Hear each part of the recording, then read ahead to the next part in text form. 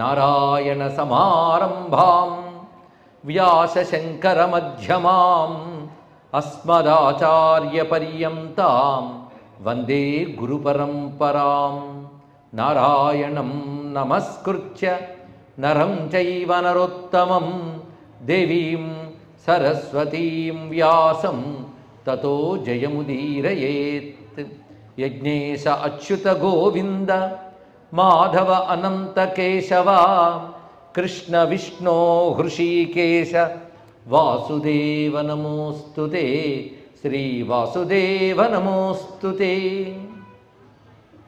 పుండరీకపురమధ్యవాసినీం వృత్తరాజసహధర్మచారిణీం అద్రిరాజతనయాం దినే దినే చింతయామి శివకామసుందరీం చింతయామి శివకామసుందరీం. నమః శివాయ సాంబాయ శాంతాయ పరమాత్మనే మృత్యుంజయాయ రుద్రాయ మహాదేవాయ తే నమః. మహాదేవాయ తే నమః.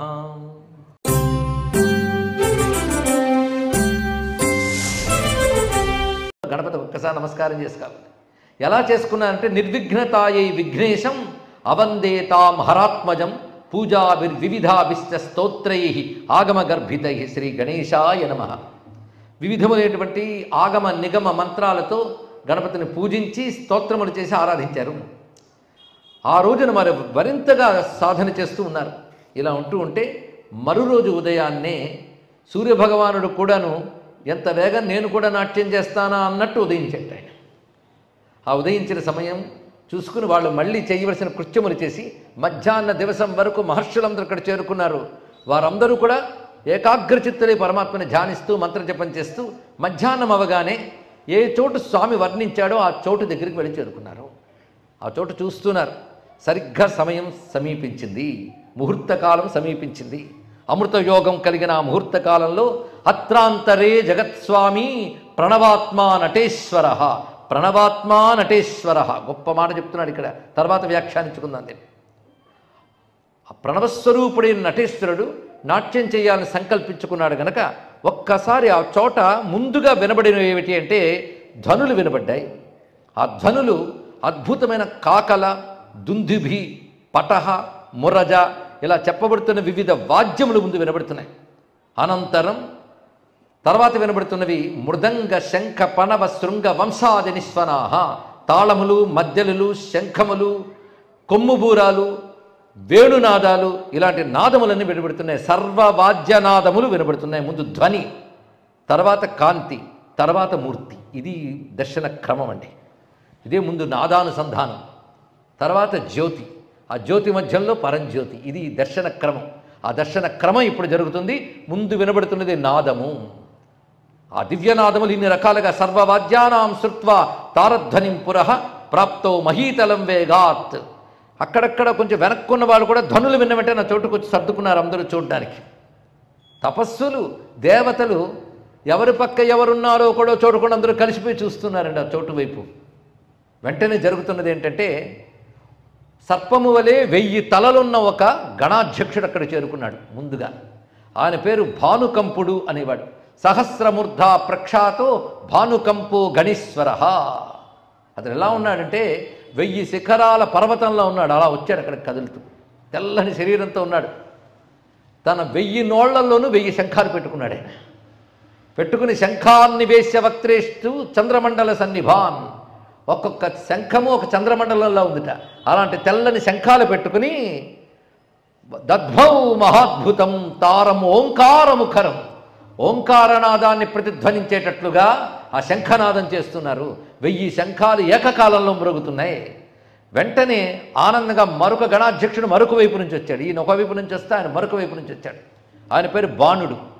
ఈ బాణుడికి మనం అనుకునే బాణాసురుడికి సంబంధం లేదు. శివుని గణాల్లో ఒకడు ఈయన. ఈ బాణుడు అద్భుతమైనటువంటి శృంగము, కొమ్ముబూర పట్టుకుని వచ్చాడు. అదేవిధంగా ఒకానొక మృదంగం పట్టుకొచ్చాడు. కొమ్ముబూర ఊది మృదంగములు వాయించాడు ఆయన. ఈ విధంగా శంఖనాద మృదంగములు మోగగానే తర్వాత పంచవాద్యములు వినబడుతున్నాయి. ఇక్కడ 5 రకముల వాద్యములు.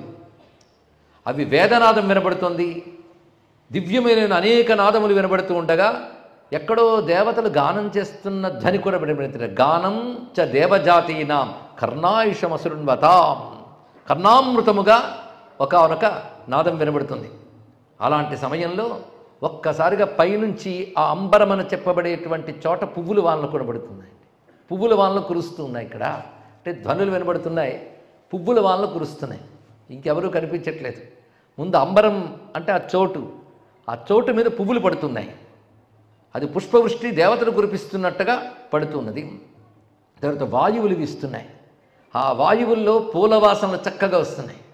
వెంటనే అందరూ రెండు చేతులు దోయిలించి స్వామి వస్తున్నటువంటి వైనం చూస్తున్నారు. ఆ గాలులు అలా వస్తున్నాయండి. తర్వాత నూపురారావం పాదపద్మస్య శూలిన, శివుడు వస్తూ ఉన్నట్లుగా ఆయన కాలి మువ్వల సవ్వడి వినడం ప్రారంభమైంది. వెంటనే రెండు చేతులు దోయిలించి ఆనందంతో ప్రసీద భగవందేవా గిరిజా ప్రాణవల్లభ నటరాజా నమస్తుభ్యం దర్శయత్వత్పదాంబుజం, స్వామిని పాదపద్మాలను దర్శింపజేయవయ్యా నటరాజా అని ప్రార్థిస్తూ ఉంటే ఒక్కసారిగా పరమేశ్వరుడు అక్కడ ఉన్నటువంటి వ్యాఘ్రపాద పతంజలికి ఇతర మహర్షులకి జ్ఞాన దృష్టి అనబడే ఒకనొక దివ్య దృష్టిని అనుగ్రహించాడు. ఎందుకంటే అంత తపస్సు చేసినా వాళ్ళకున్న ఈ చక్షువుల రూపాన్ని చూడలేవు. అందుకే జ్ఞాన దృష్టిని దదవుతదా ఇచ్చిన తర్వాత వారికి కనబడింది ఏంటంటే ఒక తెర కనబడింది అంబరం వద్ద. ఆశ్చర్యకరంగా ఒక తెర కనబడిందండి. ఆ తెరను చూస్తున్నారు వారు. ఆ తెర ఏమిటయ్యా అంటే అత మోహస్య జనని జగత్ సంసారకారిణి మాయాయవనిక, దాని పేరు మాయ అనబడే తెర. అది మోహానికి తల్లి. మోహం అంటే పరమాత్మని తెలియనివ్వకుండా చేసే ఒకానొక అవిద్యాశక్తి. మనం తెరకి ఇవతలే ఉన్నాం, అవతలేము. తెరకి ఇవతలుంటే మరుగు, తెర తొలగితే మరుగు తొలగింది. అంతవరకు మరుగేలరా అనవలసింది. ఇక్కడ ఆ మరుగు ఆ తెర. ఆ తెర ఉండడం వల్లే సంసారంలో ప్రవర్తిస్తున్నాం. ఆ తెర తొలగిపోతే ముక్తే. తెర తీయగరాదా లోని తెర తీయగరాదా అని త్యాగరాజాదులు అంటే వారు అడగగలరు. అది గుళ్ళో దేవుడి ముందు వేసిన తెర కాదు, పరమాత్మని తెలియనియని మాయా యవనిక. అది జగత్ సంసారకారిణి. ఒక్కొక్క మాట మోహస్య జనని జగత్ సంసారకారిణి. అది మోహానికి తల్లి, సంసారానికి కారణమైనటువంటి తెర కనబడుతుంది. వీళ్ళకి ఎప్పుడైతే జ్ఞాన దృష్టినిచ్చాడో అప్పుడు ఆ తెర తొలగిందండి. ఒక్కసారి ఆ వేదిక వద్ద ఉన్న తెర తొలగ్గానే వాళ్ళకి సహస్రార్క సమప్రభం అభూత్తేజ, వేల సూర్యులు ఒక్కసారి ఉదయించారా అన్నట్లు ఒక కాంతిపుంజం దర్శనమిచ్చింది తెర తొలగ్గానే. ఆ కాంతిపుంజాన్ని వాళ్ళు చూస్తున్నారు. చిత్రం ఏంటంటే అంత కాంతిపుంజం కనబడింది కానీ చల్లగా ఉంది ఆ కాంతి. వేల సూర్యులు ఒక్కసారి ఉదయిస్తే ఆ వేడి తట్టుకోగలమా అంటే వెలుగు అంత ఉంది కానీ వేడి లేదుట, చలువుగా ఉంది. ఆ చలువు ఎలా ఉందంటే సహస్ర చంద్ర సంకాసం అనిరూపిత తాత్వికం, ఇలా ఉందని వర్ణించలేనటువంటి చల్లని ప్రకాశం. అది అంటే ప్రకాశం చూస్తే కోటి సూర్యుల వెలుగు, శాంతము చూస్తే కోటి చంద్రుల వెలుగు. అలా అంటే ఒక కాంతిపుంజం గోచరిస్తున్నది. అది ఎంత ఉన్నది అంటే వాళ్ళు ఎక్కడున్నారో మర్చిపోయారు. వనంలో ఒక భాగంలో కాదు, ఆ కాంతి తప్ప మరొకటి కనిపించట్లేదు. మేరుమందర సంకాసం, అంత మహాకాంతి. ఈ కాంతి ఎక్కడ గోచరిస్తుంది నిజానికంటే యోగి హృత్పద్మ గోచరం, యోగులు హృదయ పద్మంలో చూసేటువంటి కాంతి ఇది. చర్మచక్షుర్ అనిగ్రాహ్యం, చర్మచక్షువులతో చూడలేటువంటి కాంతి, అది తప్ప మరొకట్లేదు. అలా మొత్తం ఆ కాంతి మాత్రమే వ్యాపించి ఉన్నది. ఒక్కసారి ఏదైనా వస్తువు వెలుగుతూ వస్తే ముందు కాంతికి మిరుమిట్లు గొలిపి మన కనులు ఆ వస్తువుకి అలవాటు పడ్డానికి కొంత సమయం పడుతుంది. ఆ కాంతిపుంజం అంత రాగానే వీళ్ళ కనులు కొంతసేపటికి అలవాటు పడగానే ఆ కాంతిపుంజ మధ్యంలో అద్భుతమైన దృశ్యం కనబడుతున్నది. చిదంబర సభా మధ్యే, ఆ కాంతిపుంజ మధ్యంలో ఇంతటికీ కారణమైన వాడు గోచరించాడు. ముందు ఒక పాదం పెట్టి ప్రత్యక్షమయ్యాడు స్వామి. ఇక్కడ ఇంత కాంతి ఎవరి నుంచి వస్తున్నదో ఆ చిదంబరేశ్వరుడైన నటరాజు దర్శనమిచ్చాడు. మొత్తం అక్కడ ఉన్నటువంటి వ్యాఘ్రపాద పతంజలందరికీ కూడా. స్థాపితైక పదాంభోజం నిశ్చలం వాగగోచరం, ఆ పాదాన్ని అలా పెట్టి నిశ్చలంగా ఉంచాడు. అటువంటి పాదాన్ని ముందు చూశారు వాళ్ళు. మాటల కందనటువంటి దివ్య తేజస్సుతో ప్రకాశిస్తున్న పాదం. ఏ పాదాన్ని ఆశ్రయిస్తే సాయుధ్యముక్తి లభిస్తుందో అటువంటి పాదం. తిరియ కుంచిత వామాంఘ్రి లసన్మాణిక్య నూపురం ఆపాదమస్తకం భూషా పునరుక్త ప్రబోధయం. కుడిపాదం అలా పెట్టి ఎడం పాదం పైకెత్తాడు ఆయన. ఎడం పాదం పైకెత్తి కొంచెం వంచి ఇలా తగులక ఎత్తి ఉంచి ఇంపుగా కాసింత వంచి అలరు తమ్మి విరిని వించి అద్భుతమనిపించి గోచరించింది ఆ పాదం. భూమికి తగలకుండా పైకెత్తినటువంటి ఆ పాదం వికసించిన ఎర్రని కమలంలో ఉంది. ఆ చాచిన పాదాన్ని కొంచెం వంచాడు. ఆ కుంచితం అంటే వంచి ఉంచుట అని అర్థం. అది కుంచిత పదము, కుంచితాంఘ్రి అని చెప్తారు దాన్ని. ఎడం పాదం అలా పెట్టి ఉంచాడు. శరీరంలో అనేక అలంకారములు ఉన్నాయి. ఆ పాదం అలా చూస్తూ వెళుతుంటే కాలి పిక్కల వరకు, కటి నుంచి కాలి పిక్కల వరకు అద్భుతమైన పులి చర్మం కప్పబడి ఉన్నది. ఇక్కడ ఊరూరు దండయుగళం చలద్వ్యాఘ్రాజినాంబరం, ఆ వ్యాఘ్రాజనంతో కప్పబడి ఉంది. ఆ కటి దగ్గరికి వచ్చేటప్పటికల్లా వడ్డాణంలాగా ఒక సర్పం చుట్టబడి పడగెత్తుంది. ఇక్కడ ఫణామణి ప్రభాహారి కటిసూత్ర సముజ్వలం, కళ్ళకు కట్టేటట్లు మంత్ర సమానమైన శ్లోకాలను ఇస్తున్నారు. ఇక్కడ కటిసూత్రం ఒక మహాసర్పం, అది సరిగ్గా వచ్చి నాభి దగ్గరకు వచ్చేటప్పటికల్లా పడగ ఎత్తుంది. ఆ పడగ మీద మడులు ప్రకాశిస్తున్నాయి. అటువంటి వడ్డాణం ప్రత్యుప్త నవరత్నాఢ్య నాభి కళ్యాణ భూషణం. అది కాకుండా నాభి దగ్గర మళ్ళీ ఒక మణులతో ప్రకాశిస్తున్న రత్నాన్ని ధరించి ఉన్నాడు స్వామి. తన సన్నని అన్న నడుము పైకి వెళుతున్న కొద్దీ విస్తరించి విశాలమైన వక్షస్థలం, ఎడమ భుజం నుంచి వేలాడుతూ ముత్యాలతో చేసినటువంటి అద్భుతమైన యజ్ఞసూత్రం గోచరిస్తోంది. యజ్ఞసూత్ర ప్రభాసోభి శిలాఘన భుజాంతరం, అద్భుతమైన యజ్ఞసూత్రంతో ప్రకాశిస్తూ ఉన్నాడు. కించిదాకుంచితోద్భాసి వామపాణి సరోరుహం దత్తాభయ కరాబద్ధ ఫణికంకణ భూషితం. ఆ ఎడమ చేతిని చాచి దాన్ని కూడా కొంచెం ఉంచాడు, కుడి చేతిని దానిపైన పెట్టాడు. ఆ పెట్టి అభయాన్ని చూపిస్తున్నాడు. ఈ విధంగా ఇది డోలాహస్తము, అది అభయహస్తము చేసి పైన రెండు చేతుల్లో చల డమరు దీప్తాగ్ని భూషిత అన్యభుజద్వయం, కుడి చేత్తో డమరుకాన్ని, ఎడం చేత్తో దివ్యమైన అగ్నిని ధరించున్నాడు. ఇంకా పైకి చూస్తే అనేక ఆభరణములు ప్రకాశిస్తున్నాయి, సర్పాభరణములతో సహా. పైగా అభయమిచ్చి పెట్టిన చేతికి సర్పకంకణం ఉంది. దారుకావనంలో నాట్యం గుర్తు తెచ్చుకోవాలి. అక్కడ ఎలాగ వాళ్ళకి దర్శనమిచ్చాడో అదే ఇక్కడ కనబడుతుంది. ఇక్కడ ఆ రూపం. పైగా కంఠం వద్ద తానెవడో చెప్పే గుర్తుంటుందండి. ఎన్ని మూర్తులు మార్చని రెండు ఎప్పుడు మార్చట, నీలకంఠం నెలవంక ఎప్పుడు ఉంటాయి దానికి. ఎందుకంటే సర్వ జగత్తును రక్షించడం కోసం విషాన్ని నిగ్రహించి పెట్టుకున్నాను చాటుతాడు ఆ కంఠాన్ని. అందుకే ఆ కంఠంలో నీలకాంతులు గోచరిస్తున్నాయి. కాలకూట ప్రభాసంగ నీలబంధుర కంధరం తాటంక శంఖభూషాఢ్యాం విలసత్కర్ణపాశకం. ఒకవైపు ఎడమ చెవికి తాటంకం పెట్టుకున్నాడు, కుడి చెవికి పురుషులు ధరించేటువంటి మకర కుండలం ప్రకాశిస్తున్నది ఇక్కడ శంఖాకారంలో. ఇలా చెవులకి అలంకరించి ఉన్నాయి. ఆడ తర్వాత ఆ ఎర్రని పెదాల మీద చెదరని చిరునవ్వండి మందస్మిత ప్రభ, అది గోచరిస్తున్నది ఇక్కడ. అధర రంగం మందు నటనం మాడే మందస్మిత శ్రీప్రభ, అది ప్రకాశిస్తున్నది. అనతిస్ఫుట సంభూత మందస్మిత శశిప్రభం, చిన్న నవ్వే కానీ ఎంత వెన్నెల వెలుగునిస్తోందో అన్నట్లు ప్రకాశిస్తున్నది ఆ నవ్వు. ఇక రమణీయమైనటువంటి ముఖం ఎలా ఉన్నదంటే బాగా వికసించిన పద్మంలాగా ప్రఫుల్లమైన వదనంతో, ప్రసన్న వదనంతో చూస్తున్నాడు. ఎవరిని అంటే ఆ ప్రక్క నిలబడ్డ ఆవిడని చూస్తున్నాడు. ఇక్కడ ప్రఫుల్ల రమణీయాబ్జ పరిపంతి ముఖచ్చవి పార్వతీ వదనాంభోజ మధుపాయిత లోచనం. అమ్మవారి ముఖాన్ని చూస్తూ ఆ సౌందర్యాన్ని ఆస్వాదిస్తున్న కళ్ళతో ఉన్నాడు. పైగా చిత్రం ఏంటంటే కనుబొమ్మలు అలా కదిలిస్తున్నాడు అప్పుడప్పుడు చక్కగా. అలా కదిలిస్తూ భ్రూవల్లరి సముద్భాసి బాలచంద్రార్క భాసనం, ఆ కనుబొమ్మలు కదిలిస్తూ నెలవంకతో ప్రకాశిస్తున్నాడు. పైన అద్భుతమైనటువంటి జటాజూటం, ఆ జటాజూటంలో గంగ ఒదిగి ఉన్నది. ఆ జటాజూటాన్ని చుట్టుకుని సర్పం ఉన్నది ఇక్కడ.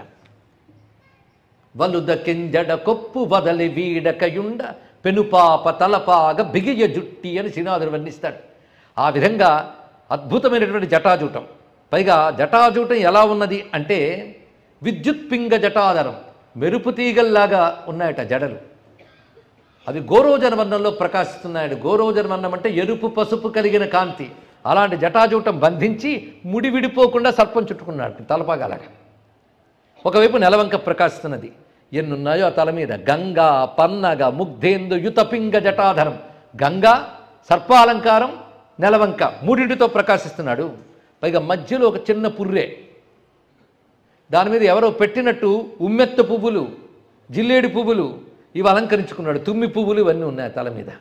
అలాంటి జటాజూటంతో ప్రకాశిస్తూ శరీరంలో భస్మరేఖలు మొత్తం పాదం నుంచి నుదుటి వరకు ప్రకాశిస్తుండగా తెల్లని కాంతితో ప్రకాశిస్తున్నాడు స్వామివారు.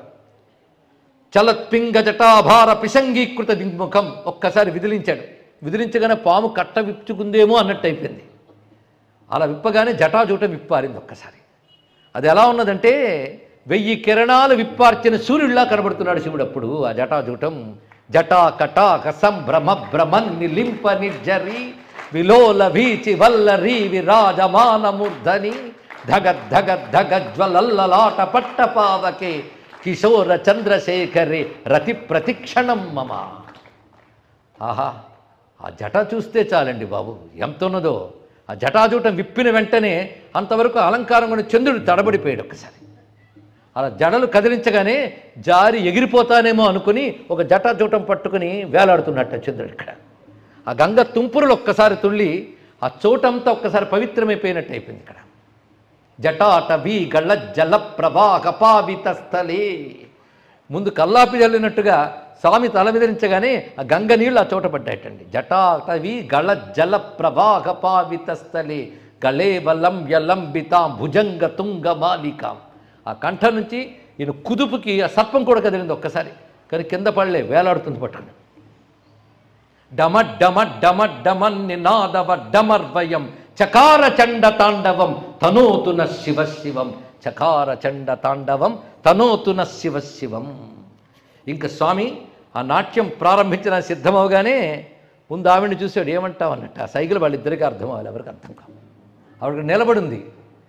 ఏవమత్యద్భుతం దివ్యం రూపమానంద తాండవం దృష్ట్వా తతశ్చ తత్పార్శ్వే శివాం పరమసుందరి. ఆవిడ పరమసుందరి, మహాత్రిపుర సుందరి ఆ శివ.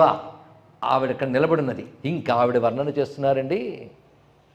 తటిల్లేఖా తన్వీం తపనశశి వైశ్వానరమయీం అని వర్ణించినట్లుగా సతటిద్ఘన సచ్ఛాయ హల్లకోజ్వల కుంతలాం సింధూర తిలకోద్భాసి పాల పట్ట విరాజితాం సౌందర్య సింధూలకరీ సదృక్ష భ్రూ విభూషితాం నిశాత శంభరారాతి శరభారజలోచనాం తత్తద్విభూషణోద్భాసి కర్ణనాసా మనోహరాం ప్రబాళ విద్రుమ జపా పరిపంక్తి ప్రభాధరాం ముక్తాఫల సమచ్ఛాయ దంతపంక్తి సుశోభితాం శంఖపోగల సత్కంఠ దివ్యమంగళ భూషణాం బాలవంశలతామిత్ర బాహుపాశోపశోభితాం పాణిపద్మధృతోత్ఫుల్ల కల్హార పరిభాసురాం పీనోత్తుంగ స్తనద్వంద విజ్వల తారహారకాం ఆవర్త రుచిరాకార నతనాభి సముజ్వలాం నానారత్న కళాత్కుర్వన్ మేఖలా సమలంకృతాం కమనయ్య దుకూలాప్త కాంచీదామ పరిష్కృతాం స్మరారామ కదల్యాభ చారూరుస్తం మృదుండితాం గారుత్మ మణిప్రక్ష జానుమండల మండితాం కామకాహలికాకార జంఘాకాండ విరాజితాం ఉత్ఫుల్ల పంకజఛాయ పాద పద్మ సరోరుహాం.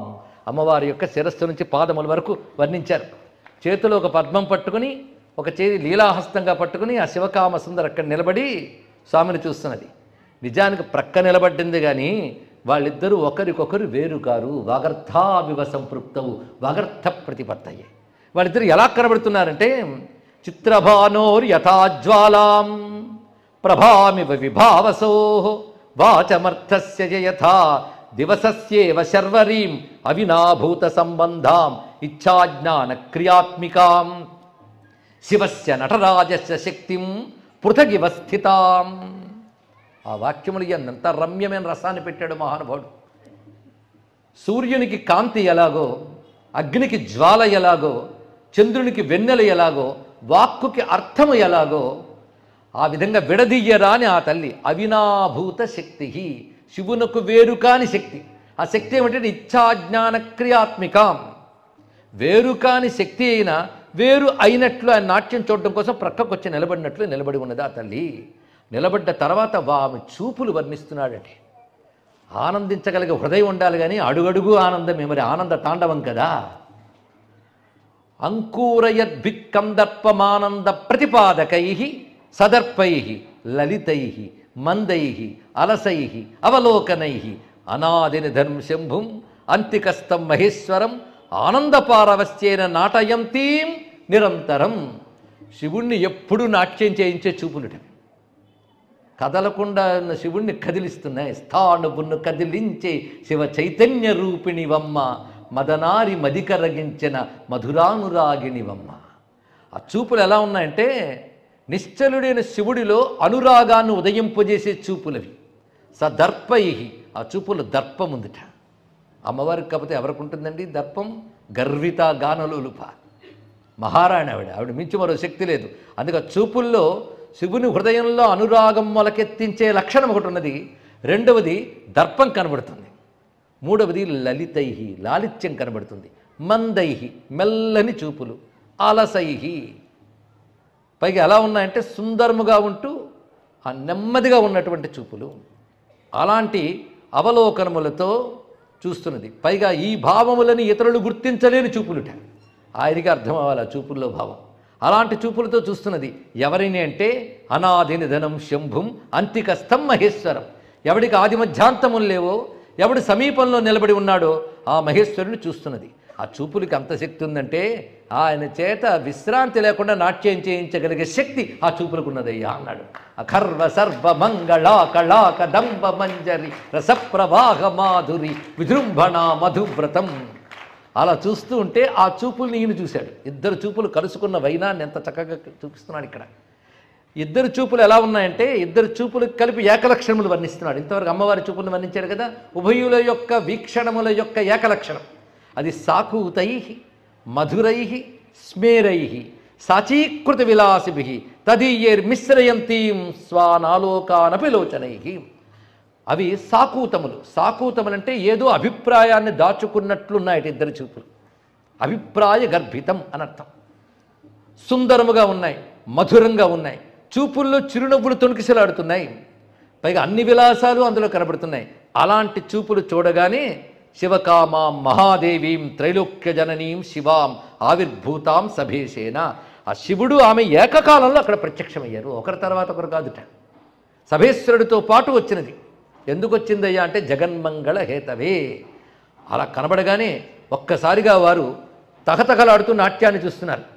ఆ నాట్యాన్ని చూస్తున్న వాళ్ళ స్థితి ఎలా ఉన్నదంటే బాగా దప్పికున్నవాడు మంచినీటిని చూసినట్లుగా, ఆకలితో ఉన్నవాడు అద్భుతమైనటువంటి ఆహార పదార్థాలను చూసినట్లుగా, కటిక పేదవాడు పెన్నిధిని చూసినట్లుగా వారు ఆ తాండవాన్ని చూస్తున్నారు.